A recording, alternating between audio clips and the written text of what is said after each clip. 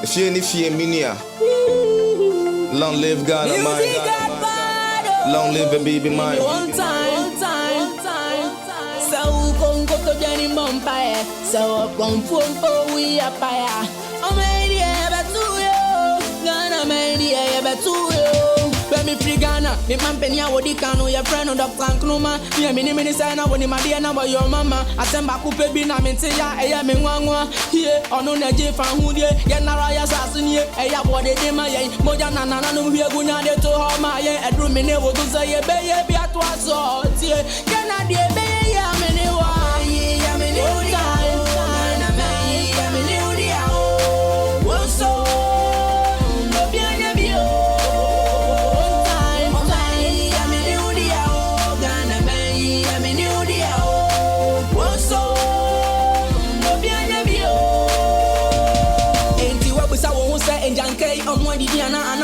say Ray Obiana war and any Jana into young Physical suffering from Nemo Fragina, come Nayan to Jomon Campo, you say a kind of animal that be so did video some you know did Gana City, Obia baby and now to any greedy, Abrajanka Bitty baby and I will go to Korea, Bianco Bini, Media, when I was young. Rene won't see my back when the Piazza San Ancutia can answer what call Parliament, Aconako, and I was saying, to make a power, and Pajanka Koya Bawana, as a master BB, a woman from Boshabun, some tower, and yes, Anna Koti power, when I could try a bank.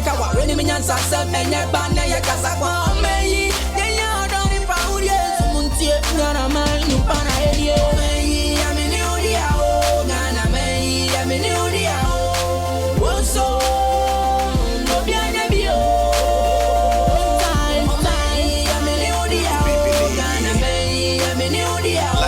Welcome to a very special edition of Diaspora Weekly. My name is Jermaine Nkrumah, and you're watching Diaspora Network Television. Today I have an amazing, every time I say amazing, now this is a truly unique guest. She's one of a kind. When I met her, I was just mesmerized by her beauty and her poise and everything. And so we're gonna have a conversation with her today. But as usual, we have to go to the jangle, Jermaine's angle. So stay tuned for the jangle, and after that, you meet my guest.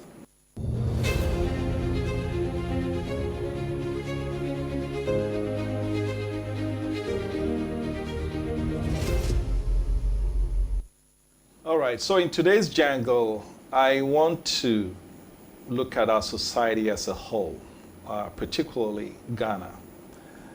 Everybody knows that we're heading in a direction that's not sustainable.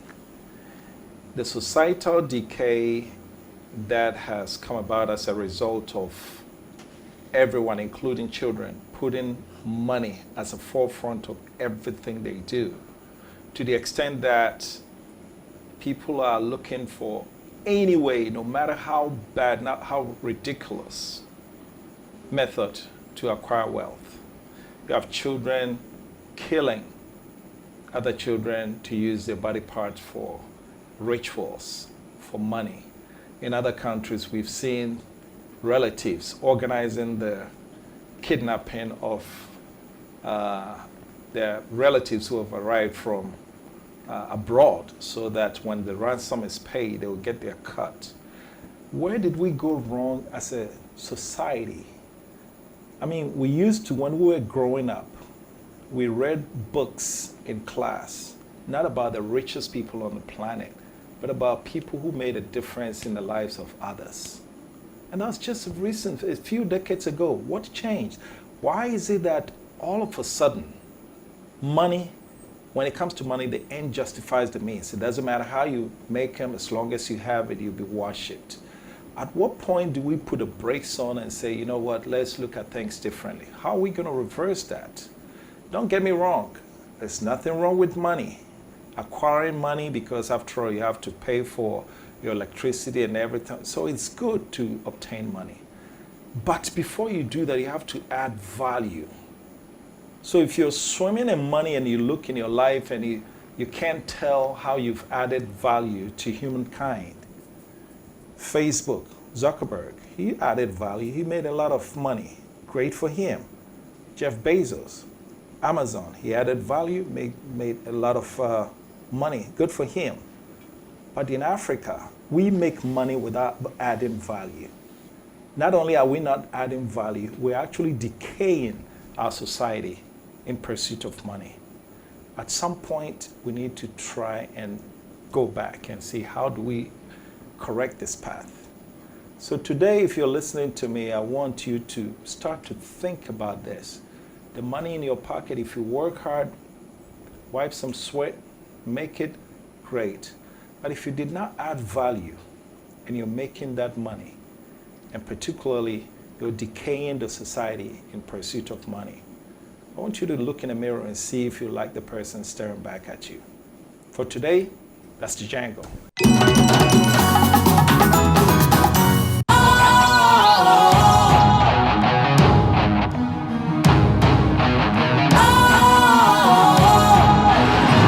What's cool, fresh and trendy with a new look?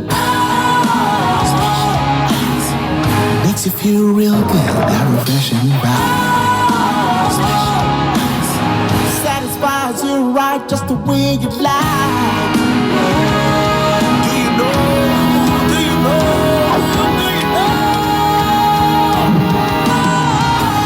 Ain't gotta do it alone. Specialized makes you flow. Anytime, anywhere. Specialized, feel different. Always think specialized. Special Ice Natural Mineral Water. Feel different. Think special. This advertisement has been vetted and approved by the FDA. Okay, welcome back. So you finally get to meet my unique and beautiful Princess K. Princess K, welcome. Hi, how are you? How are you? I'm good, thanks. How are you? You have the most beautiful smile. Have you been told that before? No, not really. Not really? Okay, so I'm first at something. That's great. And you're here with Mommy, Sabrina Hunt. Welcome. Hello there. Very Nice to good. meet Very you. good. Nice to meet you. Wow, I just learned that. I mean, I started hearing all over the place, Princess K, and I finally get to meet you. Welcome to Ghana.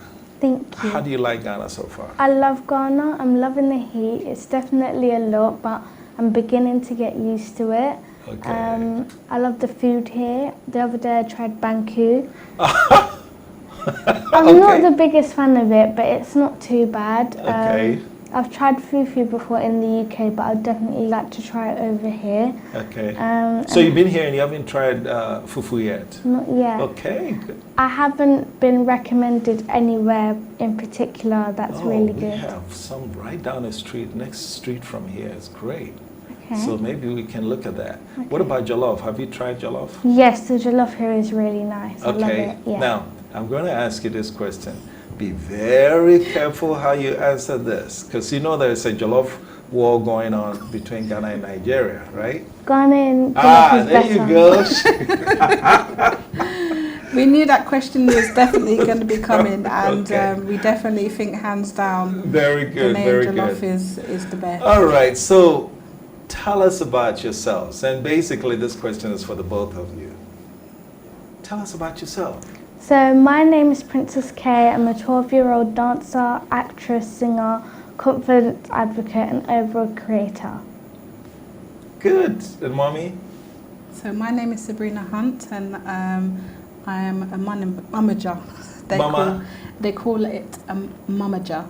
Mamaja. Yeah, so What does that mean? it's a manager, but a manager. There you go. So- Mama who's manager. That's so right. Mamaja. Mamager, That's yeah. the first time I heard that. So that's the term that they use. So, Okay. Yeah. Cool.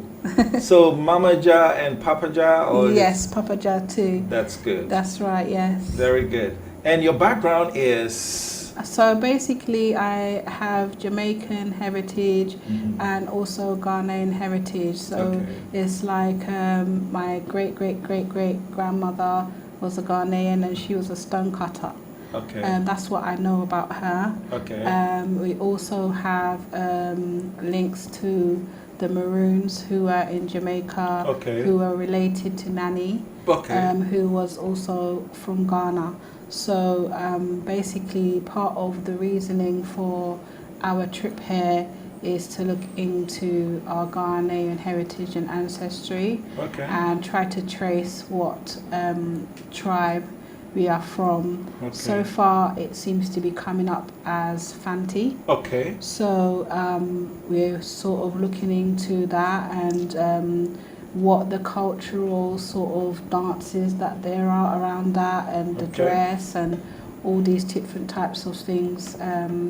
Also to spread awareness of the fact that you know, she's very young and she's in entertainment, but she's, you know, using her platform very wisely to spread positive messages to the children in Ghana, to say that, you know, if you have a talent, you know, pursue it, but also education is really, really important, but doing what you love is the most important thing too. Well, good. So if you have talent, pursue it, right? Yes. That's what I got from that. You started school grade. When did you start dancing? I started dancing properly from the age of 6, but as soon as I could walk, I was basically a dancer. Okay. The first time you told your parents that you want to take dancing seriously, what was their reaction? They was shocked at first that I wanted to do dance, as my brothers already do it. And because I was quite young, they was also shocked that I wanted to take something so seriously. But as my brothers did it before me, I thought that I'd follow their lead, as they was basically, as I was growing up, a very good inspiration to me. And I really wanted to do something similar to them, because I saw that it made them very happy and it was something for them to do in their spare time. So that's also why I wanted to do dancing. When I was young, I loved music. Do you know why I'm not a musician? Because my parents would, my father especially, if I had gone to my father to say, oh, I want to do music, he would have smacked me on the side of the face. Mama, why didn't you? Basically, that's not allowed, for one. But basically, it's like, why not a lawyer, a doctor, or engineer like everybody? I mean, I think that those things are very good. I'm not going to lie, you know, those things are very good. And especially in our community, I think that we do need, you know, some more of us in those types of professionality. But at the same time, I think that the creative industry is a growing industry too, and I feel that there is a lot of success that you can gain from the creative industries. And I think that her talent precedes her. She's not just dancing, she's also doing acting, and she's basically working with brands, and she also... Oh, you're working with brands in the UK? Yes, and awesome. She's been a Nike ambassador, so she also is a speaker. So I don't think that maybe if she hadn't had this journey with the dance, she wouldn't have been able to get her voice heard at such a young age. Because children, especially in the UK, they're told to be seen and not heard. And I feel that... in the UK also? Yes, just as much as in Africa, really. And I think that, you know, and also in the West Indies, which we are from. So we have a mixture of Jamaican and West African heritage, and the traditions are very, very similar in terms of, you know, the rights and the things of children. And we feel that the children are becoming much more smart and switched on and advanced. And we want to start listening to their voices from these ages, because these are the people that are going to be running the world and the countries, you know. So we really need to start listening to their voices from a younger age, and letting them speak, you know, as long as what they have to say is constructive and positive. They give them room to speak. So how does it feel to be heard among children who are told to be seen and not be heard? I feel very lucky to be able to speak what I think and have my own sort of say in things, because I know that a lot of kids are to be seen and not heard, and I feel like that is not fair. But in the UK there's something called the Children's Rights Inquiry, and I'm a part of it, and I go to something a few times a month called Link Up Crew, and it's where lots of different kids come together and we talk about children's rights and what they should be entitled to and things that they should be able to do in terms of having their own voice and having their own opinions. So personally, I think that it's unfair that a lot of kids are to be seen and not heard, and I definitely would like to change that as much as possible. Good. So how would you change that? By changing that, it's basically doing interviews and things like this, as I've done a lot since I've been to Ghana, and this question specifically has been brought up quite a lot, about some kids being seen and not heard and not being able to do dancing because their parents think it's silly. Dancing has actually surprisingly brought me and my family closer together, and it's definitely changed my life in lots of different ways.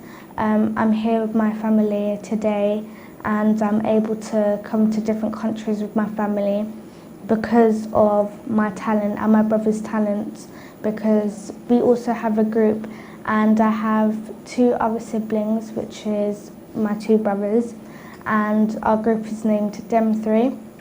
We dance all together, and we thought it was best to keep it within our family, so then we can never fall out. We're stuck together like glue. We get along really well, so it's good that I wanted to do something with my family, something that's family based. But yeah. You know what? You said something. Dancing has brought you and your family together. Traditionally speaking, is what brings children and their family together is you come home from school and you're doing homework together and everything. That's what the public sees as bringing family together. But you're saying that dancing actually brought you guys together. How so? So because I've taken my dance career to the next level, or it doesn't really matter what level you're at. Say if I'm going to a dance competition and my family is there to watch me, that's bringing your family together, because all your family is together, they're watching you pursue your dreams and they're watching you thrive and bloom. So I feel like there's lots of different ways, rather than sitting together at dinner and talking to each other and able to have conversations with each other.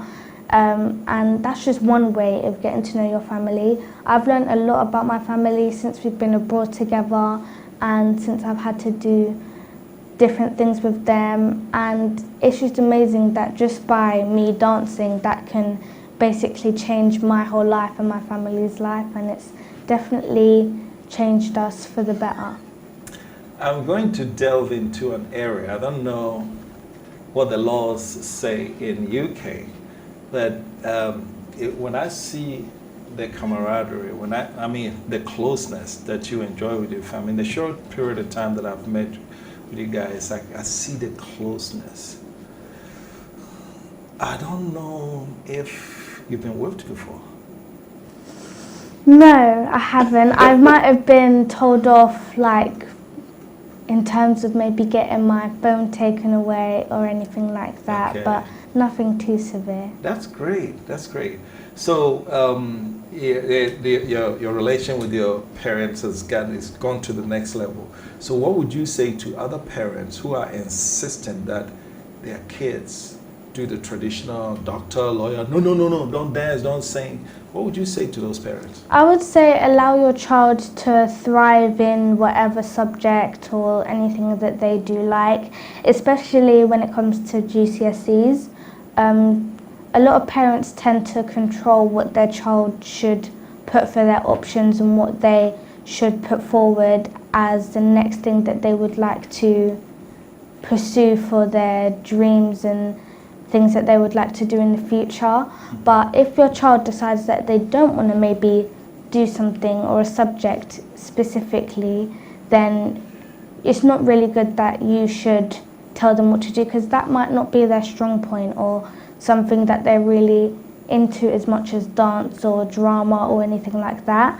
So I'm lucky to be able to have that freeness, and parents listening to this or parents out there should definitely allow their children to be more free and allowed to have their own voice and be heard. Good. Mama, well, now, what's the name? Mama Ja, right? Yes. Good. Mama Ja, if anyone kept such a busy extracurricular activity schedule, it would begin to hurt their grades. How's her grades? Her grades are excellent because she is, I would say, a perfectionist. Ah, So she Okay. strives harder okay. in terms of her school, because she knows the stigma that she faces, that, you know, a dancer is just doing this because it's the easier route, or, you know, it doesn't take a lot of talent to dance. Right. But they don't understand how strenuous dancing can be in your body, because there's a lot of training, rehearsals, all sorts of things that can really impact on your body. And it's not as easy as it looks, because Not to mention, they simplify it and try Right. to make it like, you know, anybody can dance. Yes, anybody can dance, but what we feel that she brings to the table is that a lot of people, especially in her comment section, they get a lot of joy from Yeah. watching her. And if that energy is spreading, that is a positive energy. And if that positive energy spreads to one person to the other, we feel that that is a positive impact that she's making Okay. in the world.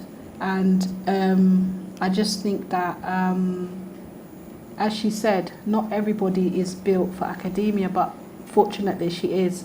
She's So- even school counsellor for her year, which they had to vote for. Oh, you wow. know. So basically, you know, she's doing well. She's getting head teacher commendation, Okay. and she gets very good points. Okay.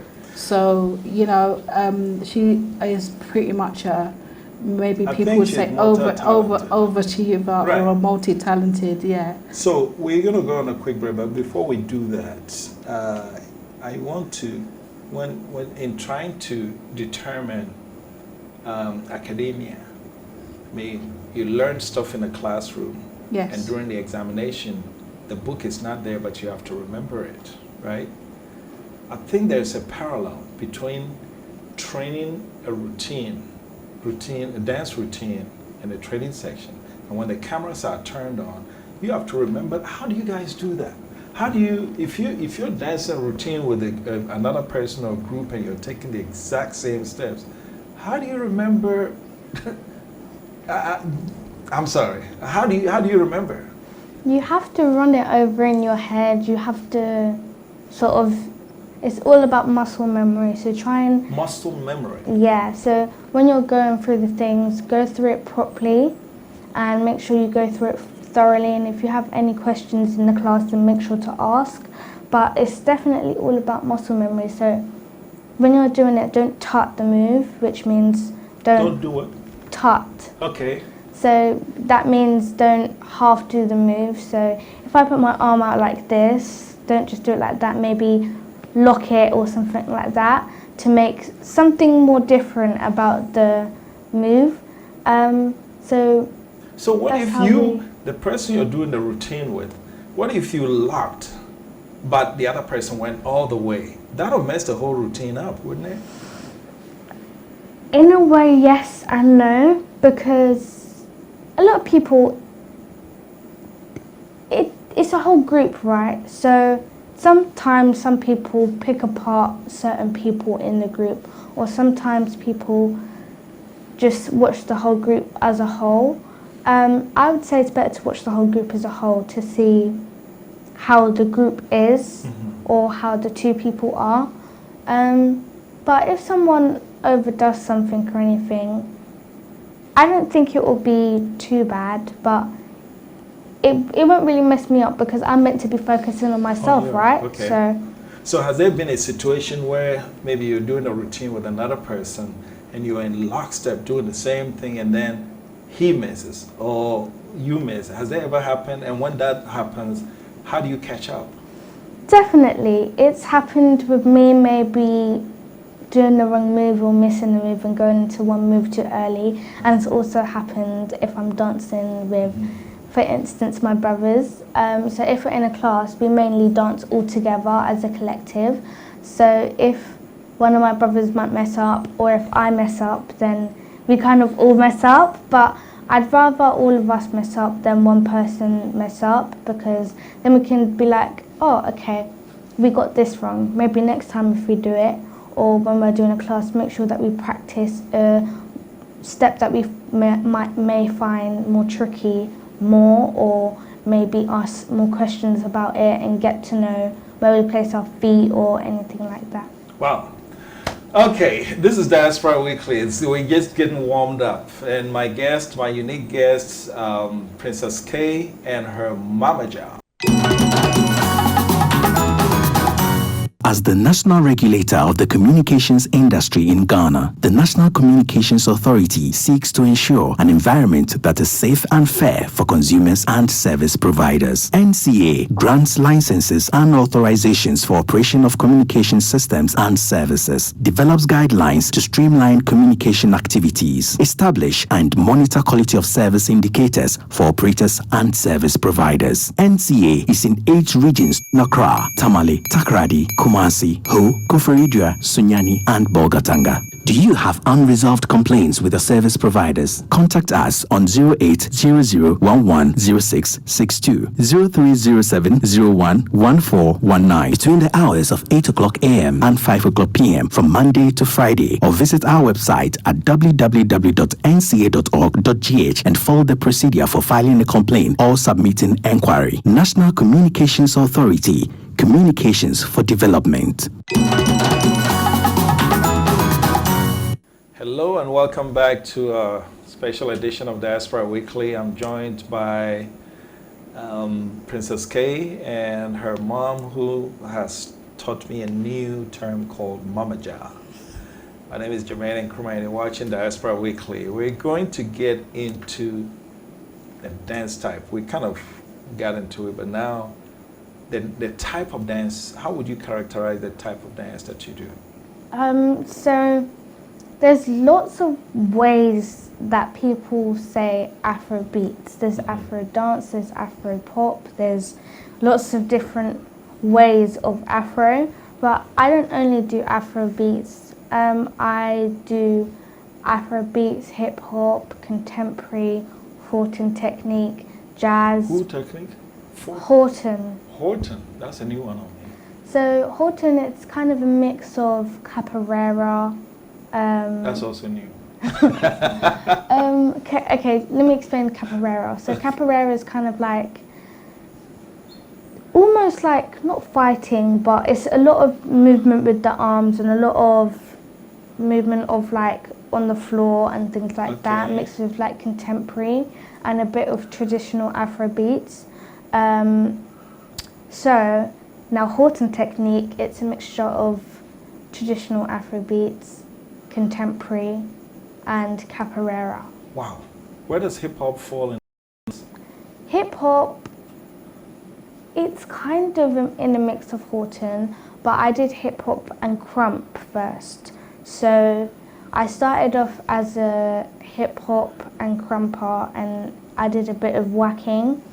But then I was actually in a hip hop / crump class, and I heard some Afro beats, and I was like, "Ooh, this sounds interesting. This sounds different to what I'm used to." So I peeped my head through the class and wanted to see what was going on, and I saw that there was an Afro beats class. I thought that the music sounded really good, and the dancers seemed to be really good in the class. So the teacher asked me, "Would you like to be involved in coming to this class every week?" And I was like, yeah, why not? So I started going every week afterwards, and then I saw that my dance skills, it started to show in my hip hop, my contemporary, and every other styles that I would do. And I was training and I was focusing on the Afrobeats, and I'm still very focused on Afrobeats. And my sort of, that's where my whole career started. So I feel like Afrobeats is something that I really enjoy. It's one of my favourite styles, and it's not what I started off with, but it's definitely something that I found a lot of love for.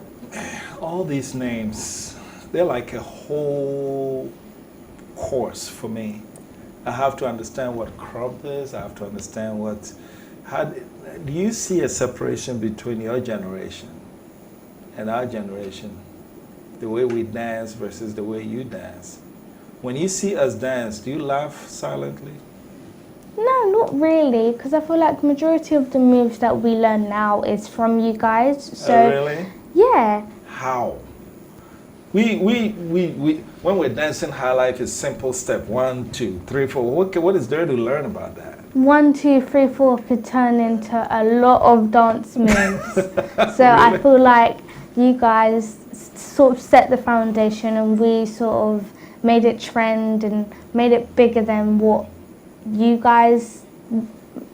it was before.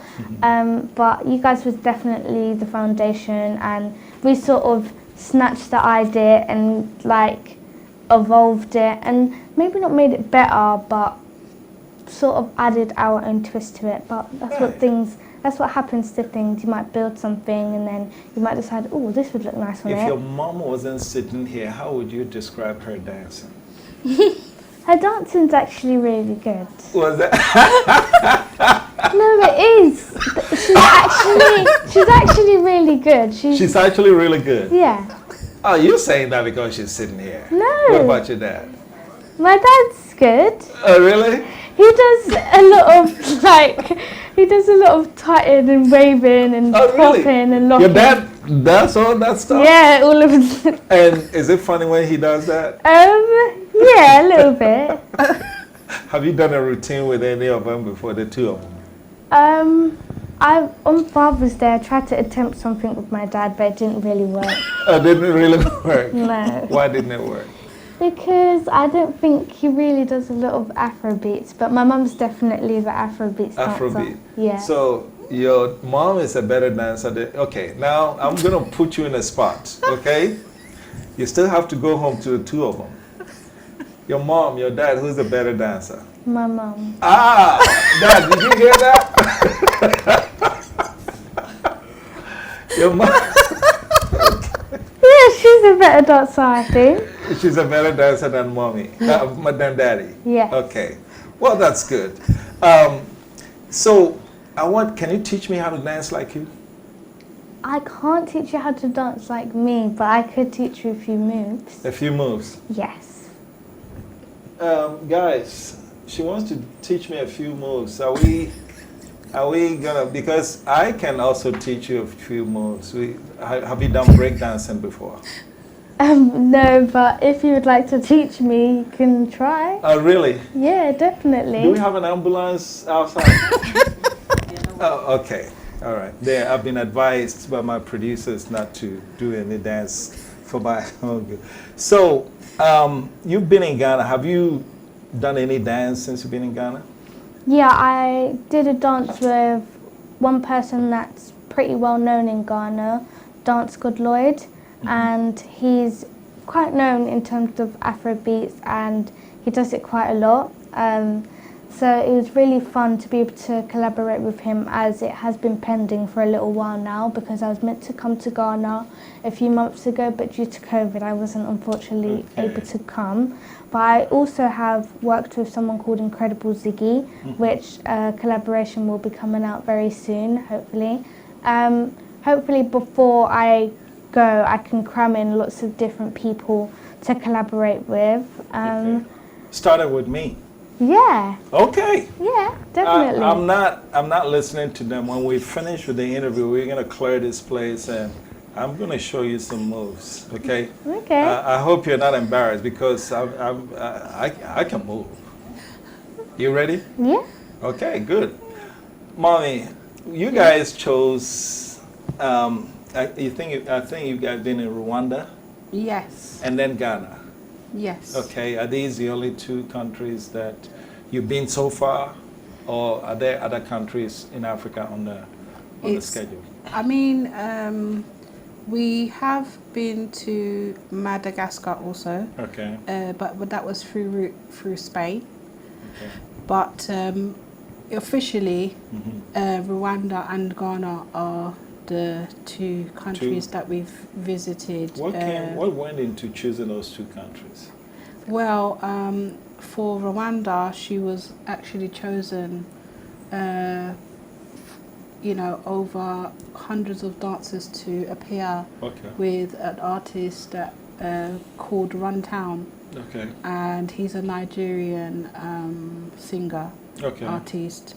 And she was flown there to represent for him, and she danced alongside him on the stage. Okay, did you go with her? Kigali, yes, yes. Everywhere that she goes, we go. Okay. And we've basically made it that if it's not me, then it's her father or her older brothers. It's basically always going to be a family member. But you must have given up something professionally to accommodate her career. Yes, because basically my profession is in like health. Mm-hmm. So I was about to start my degree in psychology before she started, because I wanted to. I've trained as a counsellor as well, so I wanted to start training as a psychologist, but basically that really That's just gonna got have to be put out put the on window. hold for now. Yeah, and I mean, I do enjoy my new role as a manager because I get to speak to quite a lot of people from all over the world, and I'm quite a communicative person in general in my personality. I really like to speak with people and engage with people, so it suits me fine to be in this role. We share it together with myself and my husband, and we basically kind of interchange roles, so to speak. That's so good. His duties are a bit more strenuous in terms of that he has to take her to all of her auditions and, practice and, all of the type of road managerial roles and responsibilities. He is the one who takes most of that.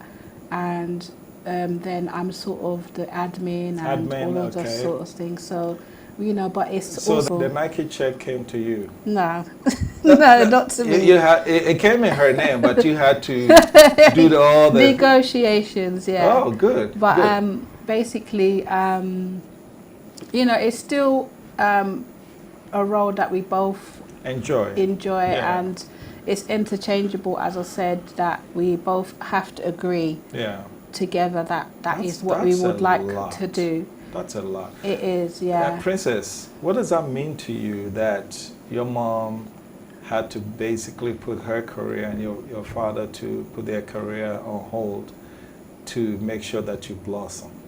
I feel very lucky that my parents are able to do that and did do that, and I feel like all my brothers and all my siblings are very happy that our parents have been able to provide a lot for us in terms of buying us the resources to be able to get clothes to do dance videos, get clothes to do shows and do different things like that. And I feel very honoured that my parents have taken a chunk out of their life for them to see me thrive and do better in life. So hopefully I can get a sort of bounce back from this and create a better life for them and treat them a little bit.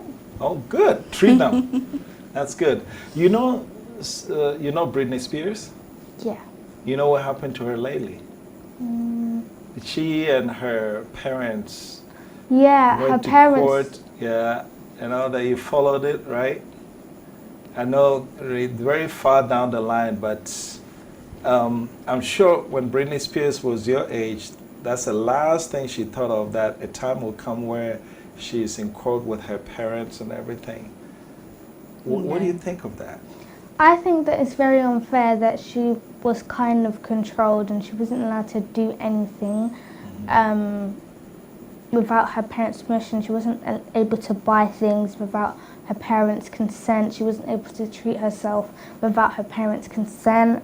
Even when she was older? Yeah, even when she was older. I mean, like, I know her parents maybe wanted to protect her. I'm not sure what the reason for that was, but if I was Britney Spears and I was sitting here and I was getting asked these questions, would you ever imagine yourself being in court with your parents? I would say no, because no one's going to expect that for their parents to basically allow their child to not do anything and be controlled, completely controlled.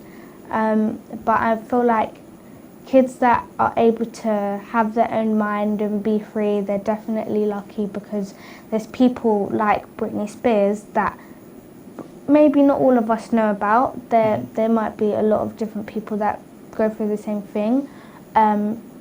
And she's controlled as a big person. So if you're controlled when you're young, there's no excuse, because you're young and your parents are maybe just trying to protect you.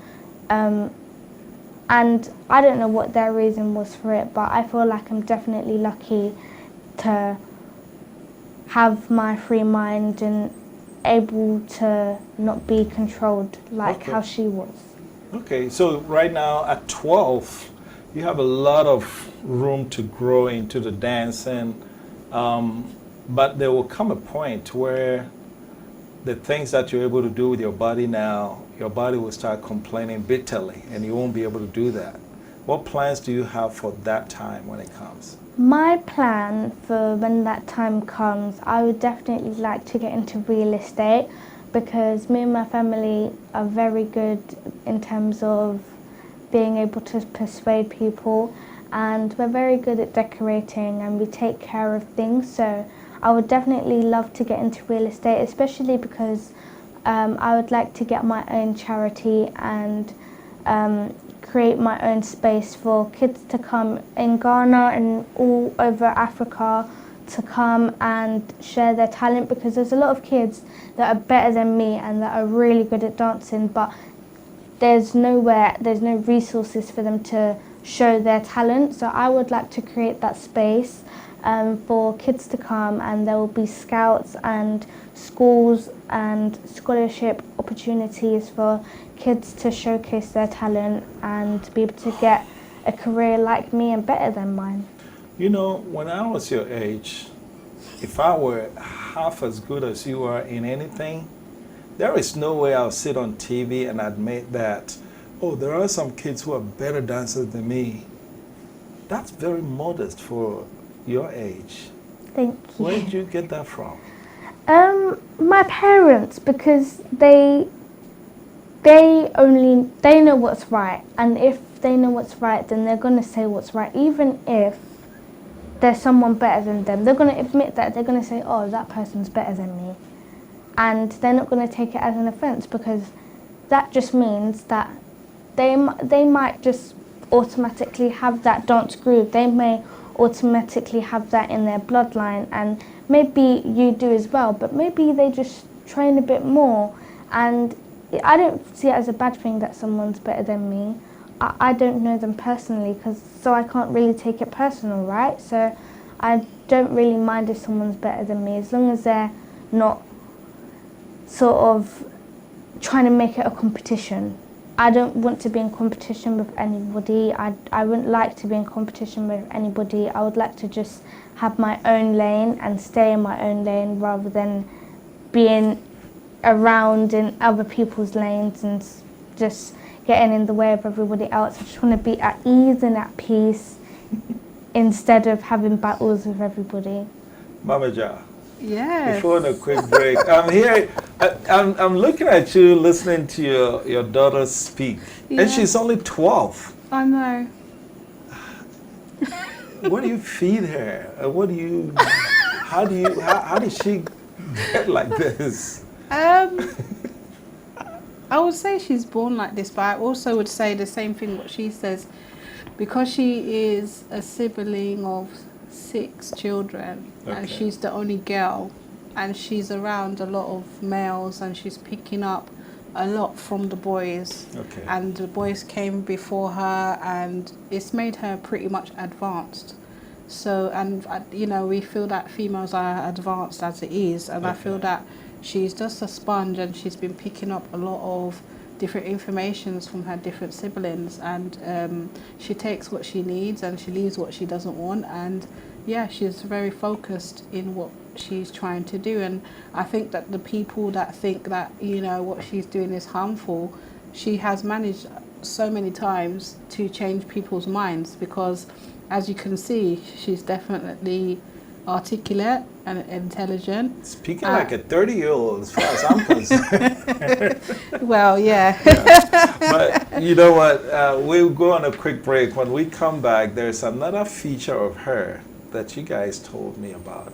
We're going to get into that and explore deeply. This is Diaspora Weekly. My name is Jermaine Nkrumah here with Princess K and Mama Ja. We'll be right back. Stay tuned.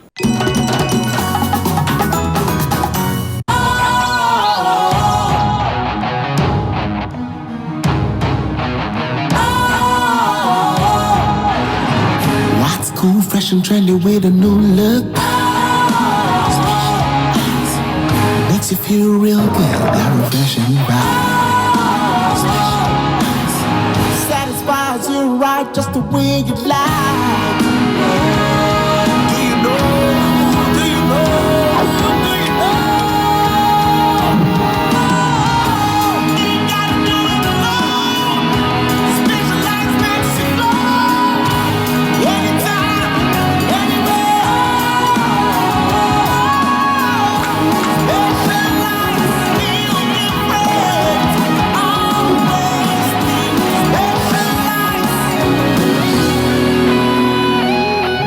think special ice, natural mineral water. Feel different. Think special. This advertisement has been vetted and approved by the FDA. Hello and welcome back.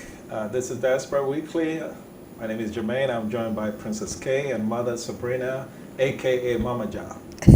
Mama Ja, for the rest of you, means a combination of mama and manager. We take the, so basically you're taking the N and putting Mama Ja. Oh, that's great. Okay, since you've been in Ghana, you've been exposed to children who are different from those that you see in the UK. What have you noticed? I've noticed that there's a lot of kids that sort of don't have their parents, or their parents don't have the financial ability to have a lot of money or be able to buy them things or be able to feed them dinner. So you'll have kids in Ghana or in Africa that might ask for money or might ask for food, or something that I find really cool and inspiring over here is that they'll have maybe like baskets on their head and they'll carry things and ask if you would like something. I feel like that's very hard working of them, that they come out in this heat and walk around and from morning till night, day in, day out, and they'll just keep on working hard and try and get people to buy their things. I feel like that's very inspiring, that no matter how hot it is, it could be rain, storm, sleet, snow, they'll still go through it and they'll still try and go through things so people can get the drinks and the resources that they need. Even though they may not have those things, they're still giving back to people, and I feel like that's really inspiring. But also I feel like there's some kids that maybe don't have the ability to do that, and that's definitely one of the reasons why I'd like to start up my charity, so they will be able to use their talents, utilize their talents, and be able to get jobs, earn money, and be able to get things for their parents and live a better life for themselves. But this is not my first time seeing it. I've definitely seen it in Rwanda when I went a few years ago, but also in the UK a few days before I came to Ghana. I saw this little girl and she was crossing the road, but she didn't really seem too sure of herself. She seemed a bit nervous to cross the road and she just seemed very innocent. That was in the UK? Yeah. Okay. And I started crying because I saw her and she just didn't really seem so sure of herself. And how old was she? she seemed very young, like at least 10, 9. She was by herself? Yeah, she was all by herself crossing the road and she didn't really seem too sure of herself. And I just started crying because I'm very fortunate that I've been able to get driven around by my parents and have a shelter for me to stay, have clothes on my back and things like that, because I know that a lot of people are not able to have that. I've also shed a few tears in Ghana too in terms of seeing kids. The other day my dad needed a water because it's really hot over here, and a child had 2 waters left and he said, "Oh, can I have a water please?" And then my dad gave, it was only like 2 cedis, but then my dad gave him more than what he expected and it put a smile on his face. But I started crying because, I don't know, it's just that when I see this sort of stuff, it's really touching and it definitely does make me quite touched about it, because it is something that is very upsetting that kids aren't allowed to live the life that they would like to live. And I'm here living the life that I would like to live and the life that I would dream to live. So that's a lot of reasons why I would definitely like to start my charity and help lots of different kids. Hopefully next time when I come to Ghana, I didn't really expect it to be like this, but definitely next time when I come to Ghana, I would like to talk to some food companies and talk to some housing companies and definitely try and find shelter for a lot of kids to live and for adults to live and for them to have food given to them every day. So even if I can't start my charity right away, just find something that I can do to supplement it for at least a little while until I can get my charity and make a better place for kids and adults in Ghana to live. Wow. Now, we're going to delve that into more into that a little bit more, but I heard you say you thought it was cool that people carry stuff on their head. Have you ever tried that before? No. No, my balance of my head is probably terrible, but they're good at it, and I think... Is there something we can give her to try and carry her? Would you like to try? If you thought it was cool, can we try this? No, I don't want to break that. We can try the football. No, but this one is easy. I don't think it is easy. Okay, let's see. Yay! So you can carry a whole basket of... Okay, but what's really touching to me is that at this age, you're 12, you haven't even found your parents, and here you are talking about helping others. Most people would have wanted to make sure that, hey, I have enough put away before I think about somebody else. Why so soon? Because I feel like it's never too early to start something, or it's never too late to start something. So why not do it when you can, or why not do it when you feel like you're ready to do something?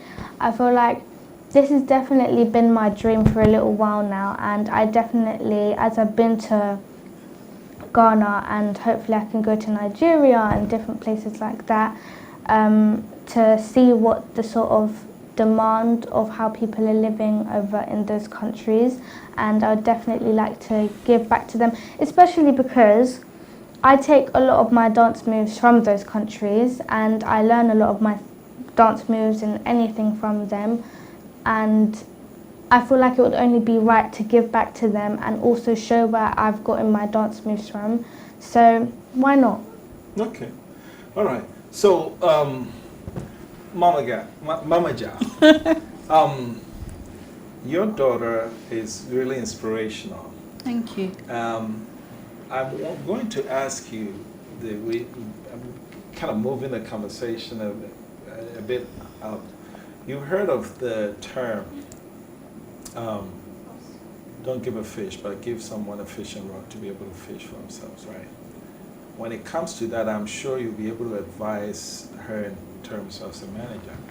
But these situations that she mentioned didn't come about by accident. It came about because clearly in UK where you live, these things are not common.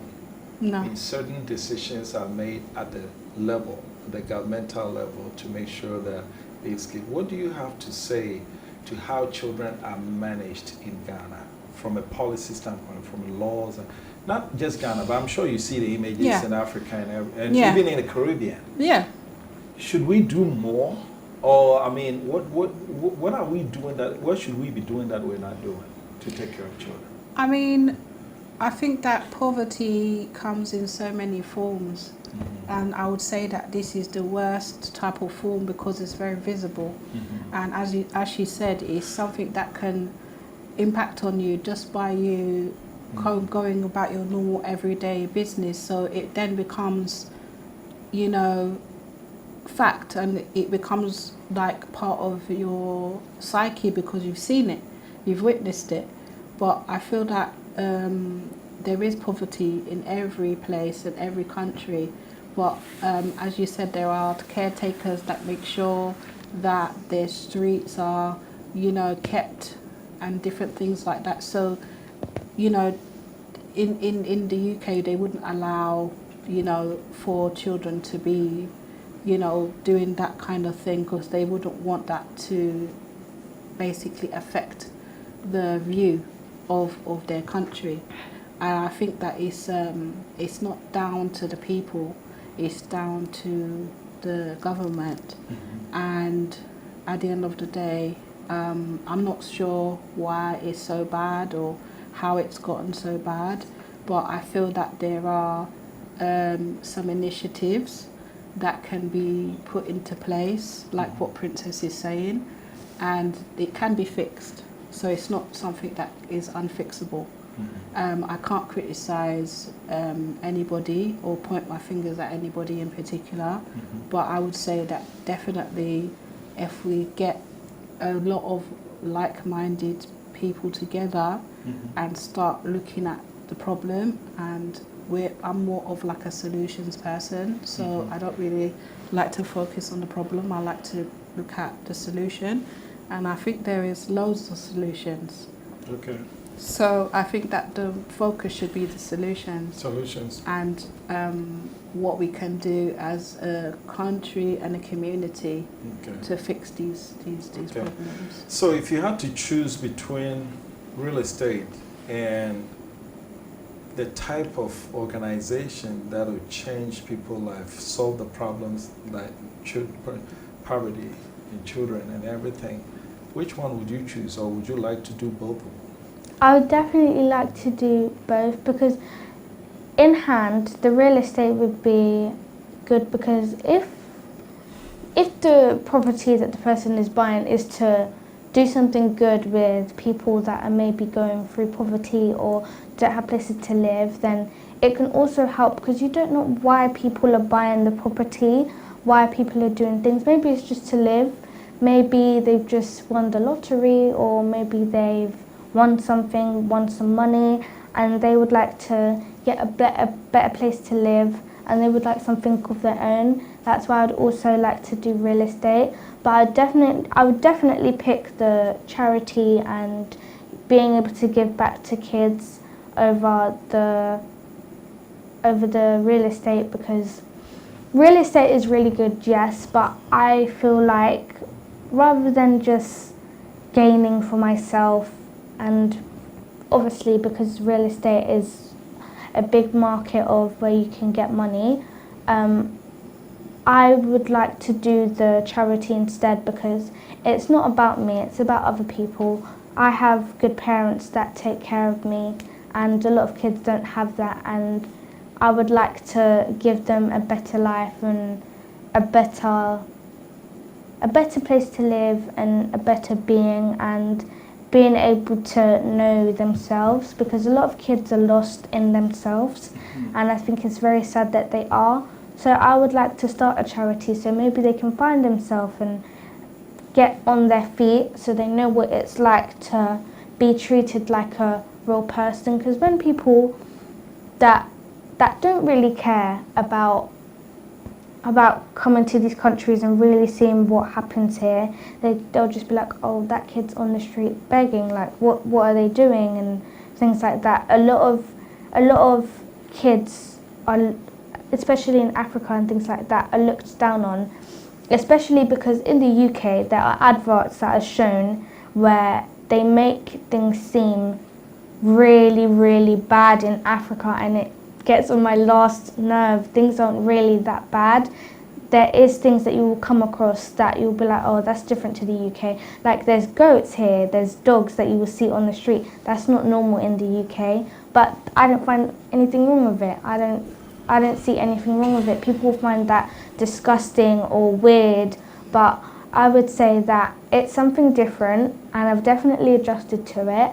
I am really enjoying it, and people really look down on Africa, but some of the richest people are in Africa, and some of the most amazing people are in Africa. So don't look down on such an amazing place like this. Come and see for yourself how amazing it is first, rather than deciding to just automatically look down on it and be like, this is a horrible place, this is a dreadful place. Because someone told me the other day that their brother's child was afraid to come to Africa because they said that there's poor people here and it's really dirty and dusty and things like that. But that's the 8-year-old saying that they're scared to come to Africa. But it's just appalling that people think that here is a dreadful place, but it's really not.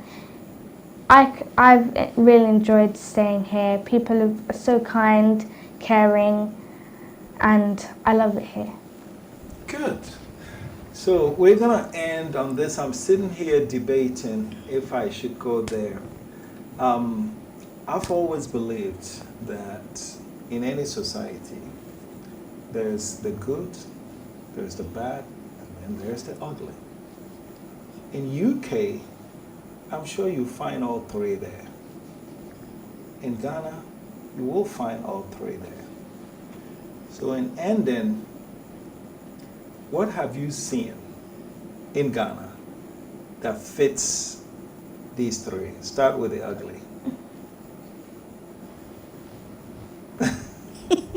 There's nothing ugly about Ghana. I don't see anything ugly. Okay. Okay. Let's skip the ugly. All right. How about bad? The bad. Okay, so the bad is that it's not a bad. It's a bad because there's kids here that need a home, and the parents are really strict that they won't allow their kids to do certain things. That's one of the bads.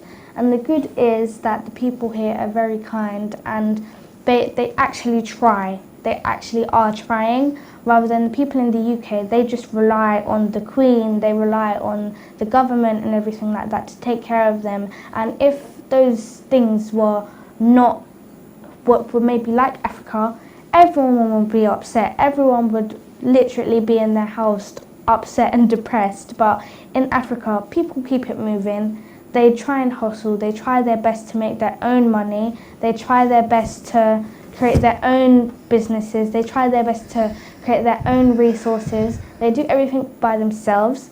In the UK, you have people building houses for them, and it might happen faster, yes, because they have all the big machines or anything like that. But in Africa, it's amazing that people are able to put their love and sweat and tears into just a house. It might take longer, yes, but at least you know that you built that and you're very happy with how it was, how articulate and how detailed it is and how it is to fit you, rather than people coming into your life and just creating a house for you. And yeah, I'll just chill out and sit back, and I'll allow people to create my house for me. But people in Ghana, they really take care of everything, and they do everything by themselves, and they are very specific for what they would like, and that's why this is one of the places where I would like to help. Wow.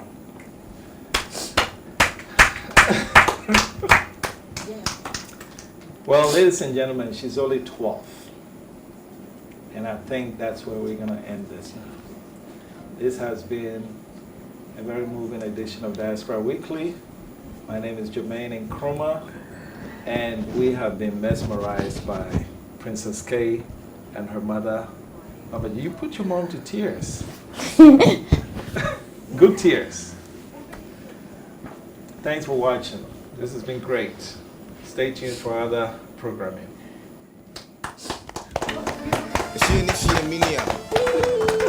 Long live Ghana, long live and be mine. One time. So come go to Jenny Mumpire. So come from we are fire. Oh, maybe I ever to you. Ghana, maybe I ever to you. When me free Ghana, me man penny I would canoe your friend on the Frank Numa. Me a mini sign up when my dear number your mama. I send back up a bin, I mean, say, I am in one here on a J fan who dear, Yanara assassin here, I have what they did my Mojana, no, we are going to home. My head room in never to say a baby at once. So, can I dear baby? I'm in a way, I'm in a time. I'm in a day. Well, so.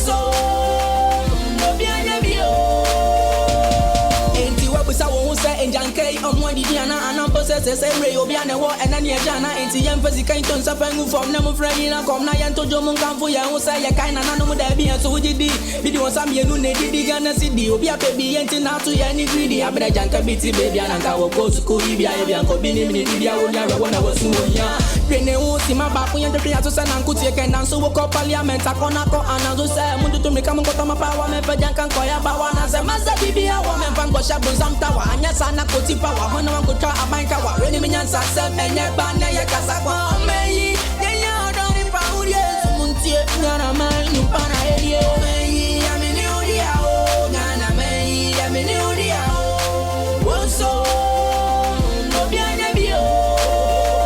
Time, I'm in India, Nana may, I'm in India, Live on the set. well, so, Listen, Major Ghana, 50 Surubesi from 50 Tamale to Wabuase to